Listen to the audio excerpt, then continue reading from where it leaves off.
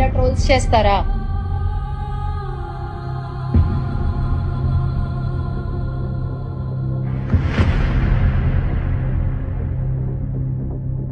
మీరు అనుకుంటూ ఉండొచ్చు, కొంచెం వీళ్ళని ఇబ్బంది పెడితే, కొంచెం నొక్కి పెడితే ఏముంది, భయపడి వెళ్ళిపోతారులే అని మీరు అనుకుంటుండొచ్చు. మీరు మమ్మల్ని ఎంత మానసికంగా దెబ్బతీయాలి అనుకున్నా మేము వెనక్కి తగ్గం.